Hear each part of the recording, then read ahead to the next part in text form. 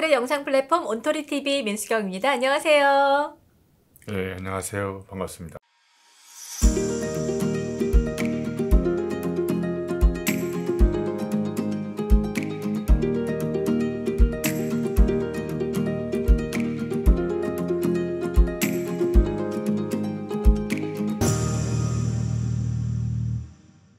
오랜만입니다. 네. 왜 이렇게 오랜만에 책을 내셨어요? 그러게요. 책이 나와요. 우리 민 대표님을 보는데. 네. 이번 책 제목 보고 되게 신선하다 좀 이런 생각을 했었거든요. 제목이 폼 잡지 말고 플랫폼 잡아라 라는 책이에요. 네. 보니까 제목부터 이미 또 운율을 맞추셨어요. 그렇죠?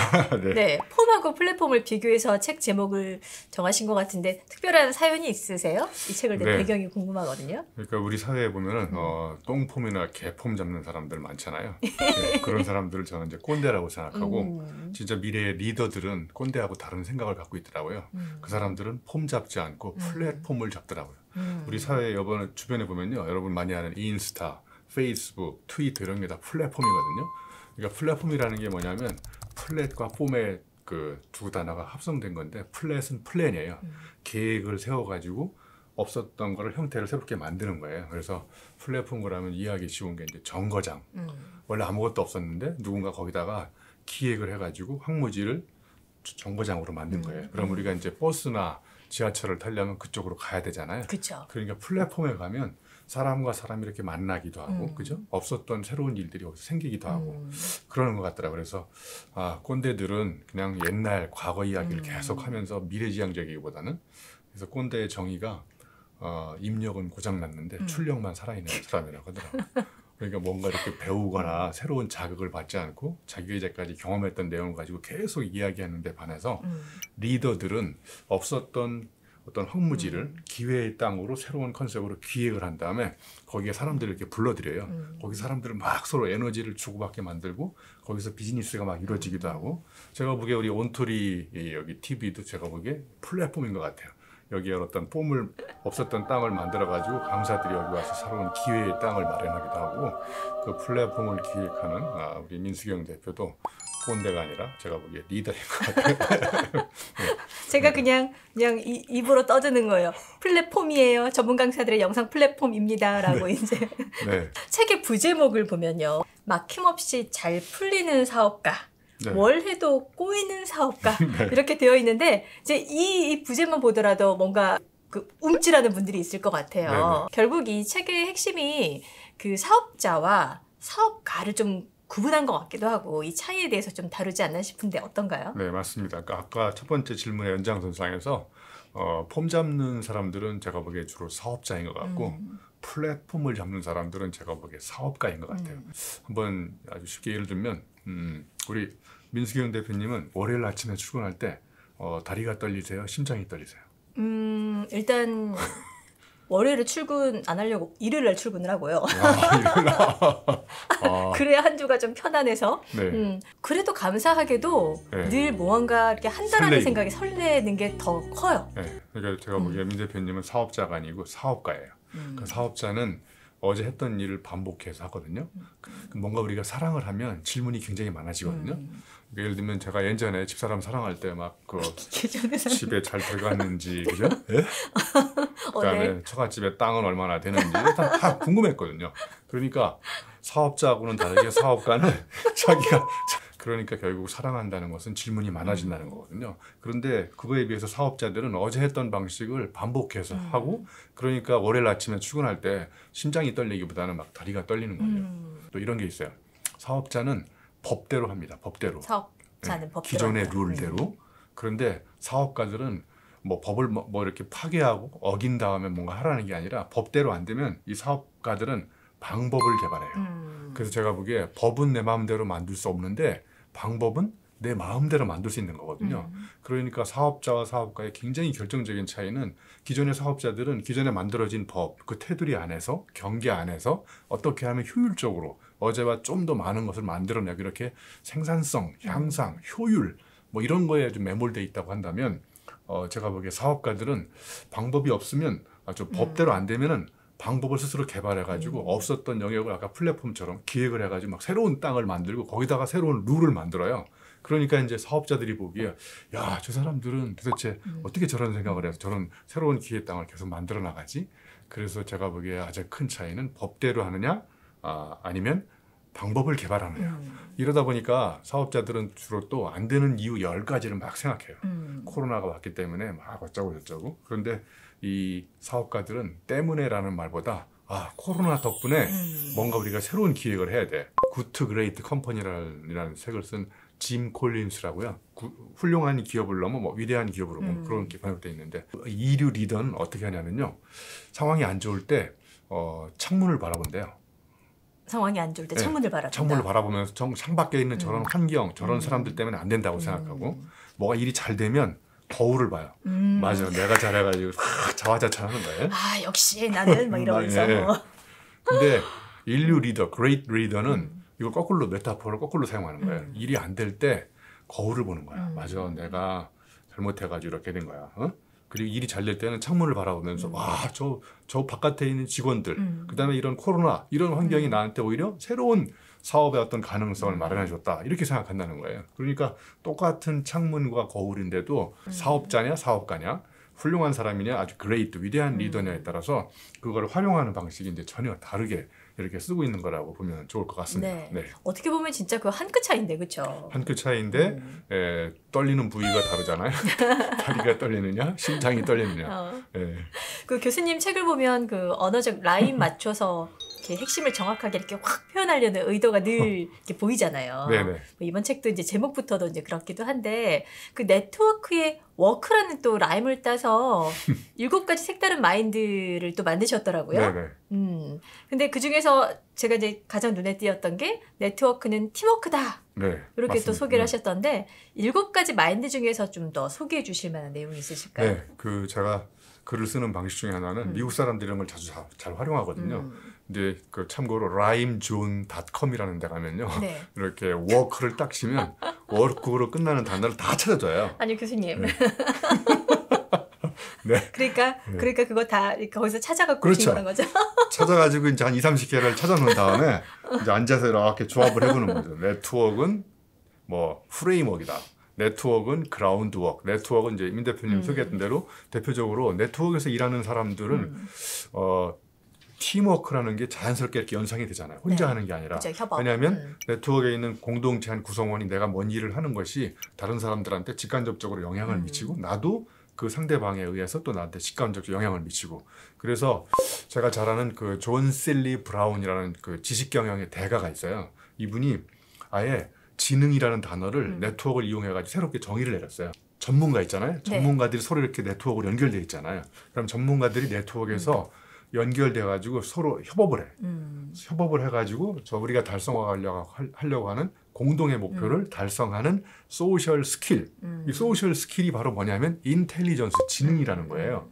그럼 우리가 생각했던 지능은 뭐냐면 한 개인의 독특한 아이디어, 어떤 독창적인 생각, 뛰어난 어떤 창의적인 생각 이런 게 지능이라고 생각했잖아요. 근데 이분은 지능을 어떻게 정의했냐면 네트워크에 있는 전문가들이 협업을 해가지고 서로 협력하고 대화를 하면서 서로 상호작용하면서 문제를 해결하는 능력이라는 거예요. 그러니까 이미 지능이라는 개념도 네트워크 속에서 공동의 창의성으로 이렇게 점점 발전하고 있는 거죠. 그래서 예를 들면 네트워크를 제가 또 프레임워크라고 했잖아요.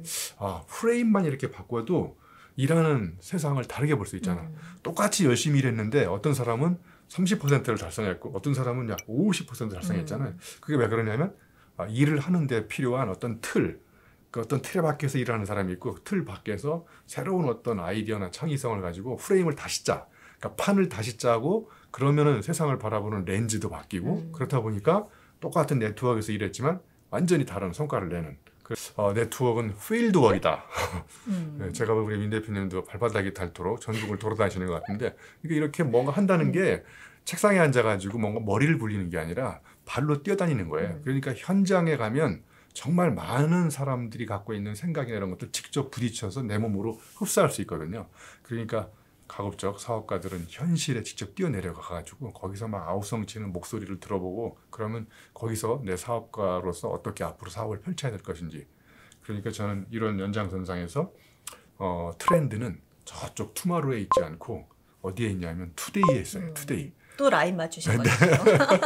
그러니까 현실 지금 여기서 사람들이 어떻게 살아가고 이 사람들이 갖고 있는 아픔이 뭐고 고민이 뭔지를 잘 캐치하는 사람일수록 미래지향적인 사업을 구상한다고 저는 생각해요. 물론 제가 사람들이 이 책을 읽고 교수님 무슨 네트워크 사업가냐고 물어보길래 네트워크 사업은 안 해봤지만 네트워크 사업하시는 분들의 동기부여나 열정을 강의하는 것으로서 그분들을 감동시키는 데는 내가 좀 잘할 수 있다. 그런 차원에서 이 네트워크에 대한 이 라임도 맞춰봤더니 제가 이렇게 맞춰봤는데 나름 뭐 잘 맞더라고요. 네트워크는 뭐 아트워크? 네트워크야말로 일생일대 한번 해볼 수 있는 엄청난 예술적 작품이구나. 이렇게 얘기하니까요. 이쪽 분야에 사업하시는 분들이 정말 교수님은 언어의 연금술사가 맞다고 이렇게 하시는 것 같아요. 네. 아유, 뭐 익히 잘 알고 있죠. 제가 제일 가장 기억에 남는 건 교수님 언제 한번 뵈야죠 라고 했더니 날 잡으려면 나를 잡으세요. 그게 잊혀지지가 않아요. 네네. 그날 잡은 게 이제 오늘 또 이날이에요. 네. 자, 이 책의 2부에 보면 네트워크의 7가지 이제 첫 글자를 따서 네트워크 사업가의 7가지 성공 모델을 또 이렇게 만드셨는데 첫 번째로 사업가의 원동력을 체력으로 또 꼽으셨어요. 네. 그 네트워크의 그 영어 글자를 다 하나씩 해보면 7글자거든요. 네. NETWOR 이렇게 해서 다 이렇게 시작을 하는 단어로 만들어가지고 이제 사업가가 갖춰야 될 7가지 핵심 마인드 또는 핵심 역량 이렇게 써놨는데 그 중에 제가 남들이 보기 약간 이제 의아할 수 있는데 무슨 사업가가 왜 체력이 필요해? 이렇게 생각할 수 있는데 우리 민 대표님도 최근에 뭐 아파본 적 있으세요? 아니면 어디 괜찮으셨어요? 지금 그 방금 말씀하셨던 거, 내가 체력을 비축하지 않으면 못 버티겠다라는 생각을 하죠. 네. 그래서 네, 그렇죠. 뭐라도 해야 되겠다. 그래서 계단이라도 올라가자. 저희 집이 13층인데 13층까지 올라가고 뭐 이런 것들을 그냥 일단은 하고 있어요. 네, 제가 부자의 1원칙, 몸에 투자하라 이런 책을 쓰면서도 굉장히 강조를 했지만 부자들이 그냥 책상에 앉아가지고 요리조리 잔머리 굴려가지고 뭔가 사업적인 아이디어를 내고 성취한 사람이 아니라 이리저리 몸을 움직여가면서 시행착오도 겪어보고 그러니까 시행착오 이리저리를 하려면 몸이 중심에 서 있어야 되거든요. 사업가들을 만나보면 굉장히 중차대한 의사결정을 할 때가 굉장히 많이 발생하잖아요. 그러면 내가 체력이 떨어졌을 때 의사결정을 하는 거하고 체력이 살아있을 때 집중해가지고 몰입해서 사안의 그 여러 가지 복잡한 변수들을 정말 짧은 시간 내에 결단을 내리고 그럴 때도 제가 보면 정신력 싸움이기도 하지만 저는 체력 싸움이라고 생각해요. 그래서 맞아요. 제가 보기에 뭔가 일이 안 풀린다는 것 그건 뭐냐면 두 가지가 있어요. 근접 원인이 있고 근본 원인이 있어요. 근접 원인은 1차적인 원인이 아니고 부수적인 원인인 거고 근본 원인이 바로 그 사건이나 문제를 일으켰던 가장 중요한 1차적인 원인이거든요. 그러면 근본 원인은 뭐냐면 뭐가 안 된다는 얘기는요. 이미 체력이 부실하다는 얘기예요. 체력이 부실하면 정신력, 하부세 몸을 저는 오늘 아침에 운동하고 와가지고 제 몸이 굉장히 상쾌하거든요. 그래서 지금 민 대표님하고 이렇게 명쾌하고 유쾌하게 얘기를 하는데 몸이 상쾌하지 않고 불쾌해지기 시작하면 마음도 유쾌하지 않고 머리도 복잡해지고 그런 거죠. 그러니까 저는 태도가 사람의 어떤 생각이나 행동을 결정하는 게 아니라 행동이 태도를 결정한다고 생각해요. 적극적으로 행동하고 체력이 좋으면 기분이 좋아지고 그러면 그때 사람을 만날 때 상대방도 기분 좋게 그러니까 태도 자체가 먼저가 중요한 게 아니라 체력이 좋아지고 기분이 좋아지면 덩달아서 태도도 굉장히 적극적이고 긍정적인 자세와 태도로 저는 바뀐다고 생각하거든요. 네네. 이렇게 이제 7가지를 쭉 정리해 주시면서 뭐 이제 약간 아쉬우니까 설명을 드리자면 두 번째가 경쟁력, 그리고 세 번째가 질문력, 네 번째가 추진력, 그리고 다섯 번째가 상상력, 마지막 이제 6번째가 돌파력이고 마지막에 이제 7번째가 설득력을 꼽으셨어요. 왜 마지막에 설득력을 꼽으신 건지? 네, 사업의 실패를 좌우하는 성공과 실패를 좌우하는 가장 중요한 요인 중에 하나는 혁신적인 아이디어가 부족해서 실패한다기보다 그 내가 갖고 있는 혁신적인 아이디어를 상대방한테 설득하는 과정에 저는 실패한다고 생각해요. 아무리 체력이 좋고 질문력이 뛰어나고 콘텐츠가 뛰어나다고 할지라도 이 우수한 콘텐츠를 나의 고객한테 아주 적확한 언어를 사용해가지고 제대로 설득을 하지 못하면 그건 뭐 제안 자체도 일단 실패하는 거고 그쵸. 사업이 안 되는 거죠. 그러니까 저는 사업가일수록 어휘력을 좀 길러가지고 내가 갖고 있는 복잡한 생각들을 이 청중들, 고객들한테 어떻게 하면은 아주 핵심을 찔러가지고 촌철살인의 메시지로 임팩트 있게 전달할 것인가. 저는 이게 바로 설득력이라고 생각해요. 설득에 실패하는 것이 결국은 사업에 실패하는 것이다. 그래서 설득을 잘하려면 몇 가지 방법이 있어요. 우리 대학 교수님이 쓰신 그 개론책 읽고 감동받으신 거 없죠? 경영학 개론. 네. 네. 개론책이 왜 감동적이지 않냐면 설득하지 않고 설명하기 때문에 그래요. 설명한다는 얘기는 내 이야기가 없고 남의 이야기로 주로 상대방한테 이야기하는 거예요. 그러면 내 이야기가 풍부한 사람들, 사업가들 봐보세요. 막 산전수전 겪어보고 망해보기도 하고 사람 만나서 상처받기도 하고 이런 다양한 체험적인 스토리가 있거든요. 그럼 이 스토리가 있는 사람들은 설명이 길어지지 않고요. 감성적으로 설득을 해요. 그래서 의미를 심장에 꽂으면 그게 제 용어로 의미심장해지는 거예요. 맞네. 의미를 심장에 꽂으니까 의미심장이냐. 네, 그럼 의미심장하면 사람들이 감동받아. 감동받으면 그 사람 다음에 뭐 하는지 아세요? 나가서 행동해요. 그러니까 사인하는 거죠. 사인. 근데 아무리 좋게 설명했는데 사람들이 이해를 끄덕끄덕거려. 그리고 사인을 안 해. 그러면 사업이 시작이 안 되는 거예요. 제가 보기에 사업이 시작되는 거는 감동받고 사인을 해야 돼. 사인하는 행동을 하게 하려면 감동시켜야 되는 거죠. 예, 그래서 물건을 훔치면 범인이지만 마음을 훔치면 연인이 됩니다. 네. 근데 그 얘기가 정말 좀 중요한 게 사실은 우리가 나는 너무 많은 걸 알고 있고 너무 많은 걸 전달해 줄 수 있는데 아까 말씀하셨던 이 사인까지 안 갈 때가 있어요. 그게 이제 왜 그렇지에 대해서 고민하시는 분들이 많은데 결국에 자기 스토리로 마음의 닿도록 그렇죠. 전달하는 그게 이제 굉장히 중요할 것 같습니다. 책에 보니까 자전거 국토 종주를 넘어서 국토 작년에 이제 그 얘기 하셨거든요. 나 자전거 타고 전국 다닐 거다라고 말씀을 해주셨는데 국토 완주 그랜드슬램을 달성하신 것 같더라고요. 야, 그냥 해야지가 아니라 어떤 배경이 있지 않을까 싶은데 어떤 이유에서 그렇게 또 자전거 타고 훅 또 다니신 거예요? 네, 제가 이제 1년 동안 연구년이라서요.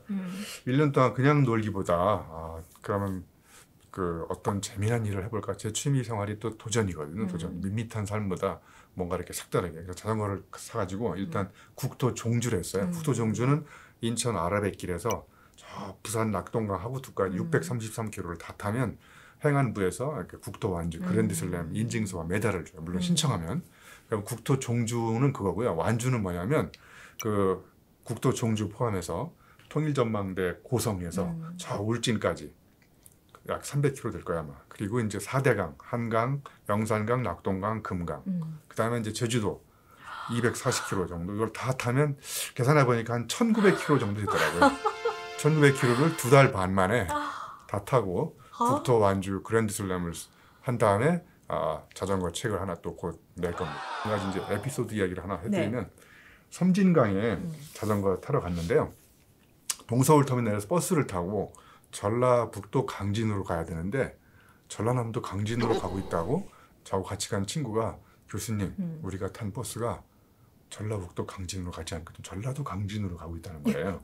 그래서 저는 강진이 우리나라 두 군데가 있다는 걸 처음 알게 됐어요. 정말요? 전라북도 강진이 있고요. 다산 정약용의 유배관 전라남도 강진이 있더라고요. 근데 섬진강은 전라북도 강진으로 가야 되거든요. 근데 이미 이제 고속버스가 3시간이나 간 거예요. 그래서 이제 제가 여기서 뭐를 노하우를 깨달았게요. 교훈을 얻었냐면 질문할 때 두 가지가 있어요. 하나는 심판자의 질문이 있어요. 하나는 학습자형 질문이 있고 심판자형 질문이 이거예요. 문제가 터져. 야, 이거 누구 때문에 이 모양이 이 꼴이 된 거야? 왜 이런 일이 자꾸 발생하는 거야? 이렇게 자꾸 심판하고 질책하고 그러면 그 상황에 있는 사람들은 상황을 개선하려고 생각하기보다는 심리적으로 불안감만 느끼는 거예요. 그래서 저도 심리적으로 순간 그 친구한테 심판자형 질문을 던질까 하다가 바로 생각을 접고 학습자형 질문을 던졌죠. 자, 이 상황에서 우리가 난국을 돌파하는 최선의 방법은 뭐냐? 이미 문제는 터졌으니까. 좋은 아이디어가 있다는 거예요. 고속버스 기사님을 가서 설득해서 고속버스를 중간에 세우자. 그래서 진짜로 기사님이 우리 설득에 넘어갔어요. 그래서 톨게이트 앞에서 고속버스를 세운 다음에 자전거를 꺼내가지고 톨게이트를 자전거 타고 빠져나가서 그야말로 이제 안전하게 섬진강까지 간 거죠. 그러니까 이 난국을 돌파한 비결은 뭐냐면 제가 학습자형 질문을 던져서 그런 거지 심판자형 질문을 던졌으면 그놈하고 나하고 또 틀어져가지고 거기 가서 소주 먹고 올라왔을 거야. 자전거 안 타고. 가는 내내 그냥 티격태격하고 그냥. 자, 사업하시는 분은 물론이고 많은 사람들이 힘든 삶을 버텨내면서 2년 넘게 코로나 난국을 지금 헤쳐나가고 있잖아요. 교수님은 지난 2년을 또 어떻게 버텨오셨는지, 또 그런 과정에서 또 직접 워낙 체험을 많이 하시는 분이니까 직접 깨달은 것들, 체험한 것들, 삶의 교훈은 뭔지 좀 마지막으로 이야기 좀 나눠주실까요? 네, 하여튼 뭐 요즘 힘들지 않은 사람들이 없는 것 같아요. 이 코로나 시기에 세상과의 거리, 뭐 사람과의 거리 두기는 좀 거리를 두더라도 책과의 거리는 좁혀가지고 책 읽을 거리를 많이 만들어서 책을 좀 엄청나게 읽고, 그다음에 이제 또 그 아이디어를 토대로 해서 이런 책도 쓰게 됐거든요. 그래서 책을 한 3-4권 2년 사이에 앞으로 나올 것 같아요. 1년 사이에. 1년 사이에. 1년 사이에 3-4권이 네네. 나온다고요? 네네. 1년 사이에 3-4번 또 뵙겠네요. 아무튼 그렇게 해서 제가 오늘 이제 마지막으로 여러분하고 좀 나누고 싶은 이야기는, 최근에 읽은 책 중에 정희진 작가가 쓴 책이 있는데 낯선 시선이라는 책에 보면 이런 말이 나오더라고요.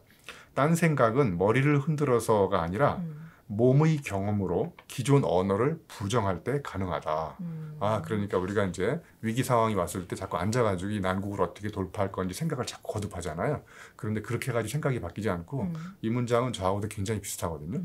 일단 이전과 다른 낯선 경험, 몸을 경험을 한 다음에 두 번째 필요한 게 뭐냐면, 내가 낯선 경험을 했던 거를 기존 언어의 틀을 벗어나서 새로운 언어로 이 경험을 새롭게 표현할 때 그때 비로소 생각이 다르게 드는 거예요. 예를 들면 여기 책상 위에 책이 가로쳐 있어요. 뭐가 들어갈까요, 여기에?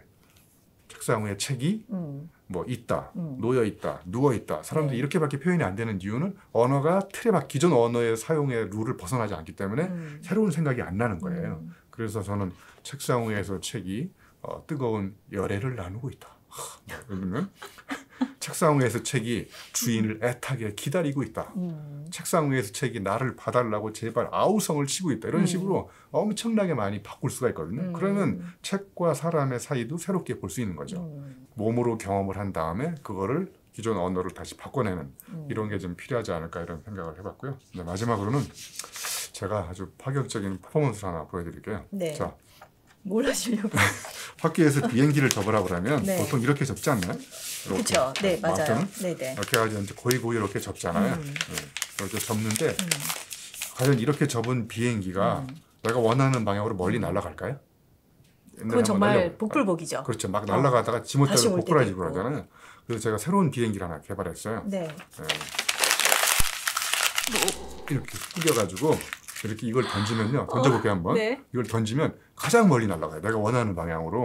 이거는 인생을 살면서 자기가 막 상처도 받고 막 고생도 하고, 그러니까 이렇게 인생에 주름이 많은 사람들이 결국은 내공이 많이 생긴 거고, 더 멀리 더 오랫동안 버티면서 내가 원하는 방향으로 날아갈 수 있다는 거예요. 그래서 여러분 지금 힘든 시기를 살고 있지만 이런 게 내가 앞으로 더 멀리 날아갈 수 있기 위한 어떤 내공을 닦는 시기다. 그러면 이렇게 구겨진 종이 비행기처럼 비록 구겨져 있지만 이걸 누가 비행기라고 안 하냐, 이것도 비행기입니다. 사람들이 날아가면 되지. 날아가면 되는 거예요. 그죠? 네. 그래서 힘들지만 우리가 지난 2년 동안 넘게 고생했던 것들이 여러분의 아름다운 꽃을 피우는 굉장히 중요한 버팀목이 될 거라고 저는 생각합니다. 네. 교수님의 마지막 메시지가 큰 힘이 되셨으면 좋겠다라는 생각이 들고요. 네. 저도 아까 굉장히 좀 탁 와닿았던 말이, 책이 놓여져 있다 말고 뭐가 있을까 고민했는데 책이 나를 좀 펼쳐봐 달라고 아우성을 치고 있더라. 그 순간 진짜 제 침대 머리장 옆에 있는 책들이 막 그려지는 거예요. 낮에 왜 안 봐주고 그러니까. 어디 가서 뭐 하고 있냐고, 이 주인은 왜 안 오냐. 오늘 밤에 펼쳐봐 줄게. 네. 오늘 말씀 잘 들었습니다, 교수님. 네, 고맙습니다. 네, 다음 책 내고 또 만나요. 네, 고맙습니다. 네, 고맙습니다. 네.